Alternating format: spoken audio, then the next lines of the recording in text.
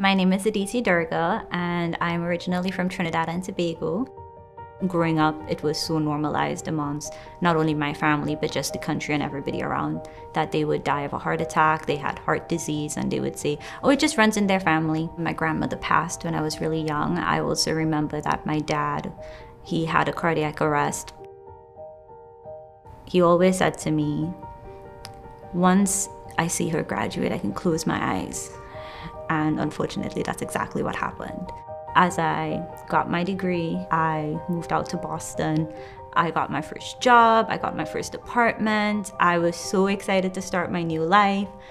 And in the middle of my training, one weekend, I got a call. I go home. It was the first time I ever saw my dad in a hospital. And he was in a coma. He was hooked up to every machine that I thought was possible. There was a tube down his throat. And I just remember walking up to him and saying, well, heard you can't feed the dog today, so I came home to feed the dog for you. My dad was my everything. Every night for a month, I was in ICU. I got really close to a doctor called Dr. Burgos. He was very honest with me about the whole process, so I started learning. He had cholesterol that was 300 and something, and a month later, he passed. And it was the worst day of my life. He was 59, and he was just a couple months before he was able to retire. Every night, Dr. Burgos would sit and he would explain certain things about heart and that I should get tested with my brother.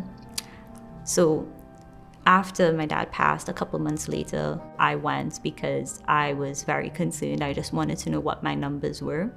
My numbers were always over 400. And when I asked, what am I supposed to do about it? I was told nothing. There's nothing you can do. There's nothing you can eat, nothing, your lifestyle.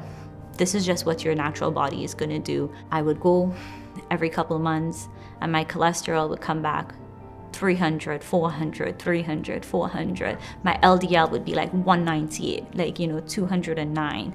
Nobody batted an eye. And they would all be, oh, but you're so skinny. But you look so healthy. I guess you're okay. It's August 2020. I was on my lunch break, casually on a Wednesday. I'm washing my hands and I'm washing my dishes and I have no feeling, my hand is numb. I clock in my head, this is it. It's my left hand, it's time, this is it. I call the emergency room when I jump in my shower and I'm shaving my legs because I'm not going out looking hairy. I am going out looking beautiful. I get into the emergency room and there's a line and I walk right up to this counter and I slam my latest cholesterol results in their face and I said, I can't feel my left hand, I need to see a doctor now. And you can see the girl that's looking at me and looking at my results, looking at me and looking at my results that says 409. And she's so confused and she takes a second. I'm like, no, I need to see a doctor now. She gets up and they check me right in.